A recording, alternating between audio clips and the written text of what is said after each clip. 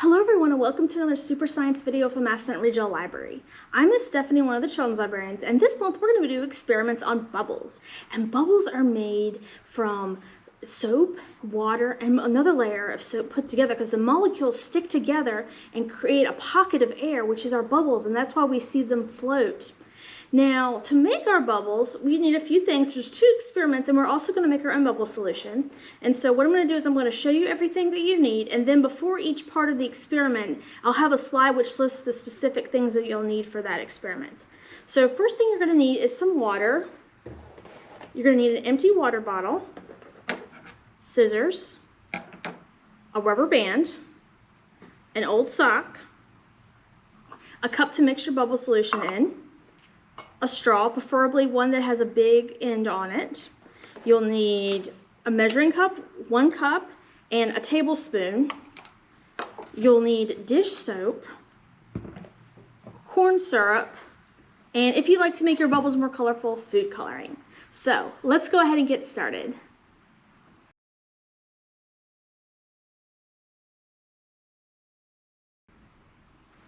Okay, so first, before we do the experiments, we need to make our own bubble solution. So you could get some from a store, but I think it's more fun to make your own. So I've got my cup, and the straw is going to help stir it. And so the first thing we're going to do is we're going to put 1 cup of water in here. All right. And the next thing we're going to do is we're going to put 2 tablespoons of dish soap. So 1, 2. Oh, looks like I'm already making some bubbles of my own.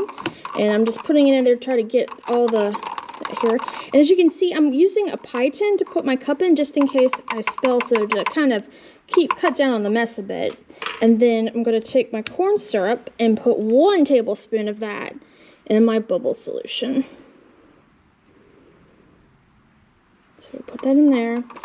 And once again, I'm going to put it in there to get everything off, and like the straw can be helpful in getting things off the teaspoon as well. Alright, and then if you want, you can add some food coloring, which I'm going to do. I'm going to add 3 drops. And I'm going to stir it all together. There we go.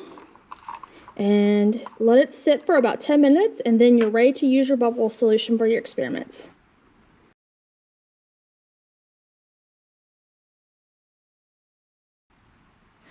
Okay, so what we're going to do now is we're going to take that bubble solution that we just made, and I'm going to take it and I'm going to put a lot on the table, and that's going to help the bubble have something to stick to, because when it's wet, it's going to be less likely to pop.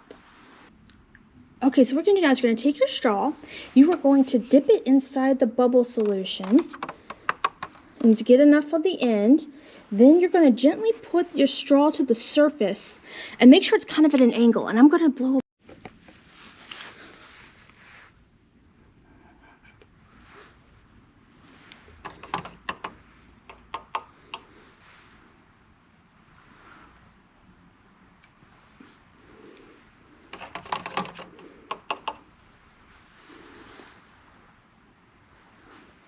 All right, so here we have a bubble inside a bubble inside a bubble.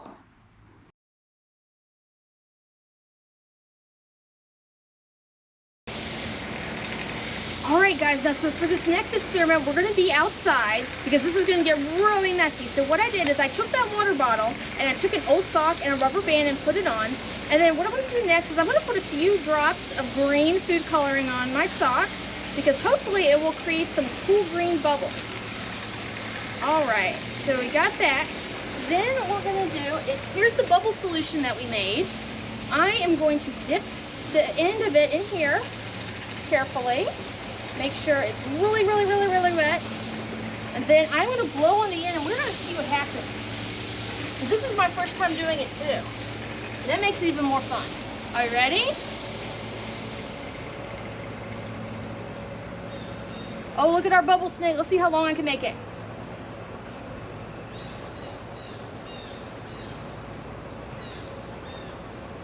You guys think I can make it longer? Oh, yes. So, alright, just So here is our bubble snake. And I'll do 2 more breaths.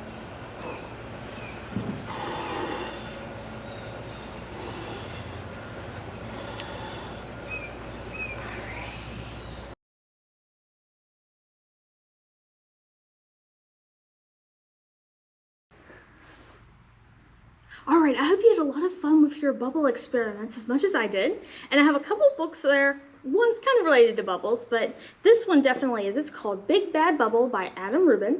And it's the story of some monsters that are not afraid of other scary monsters or dragons or anything that you would think a monster would be afraid of. They're afraid of that teeny tiny bubble.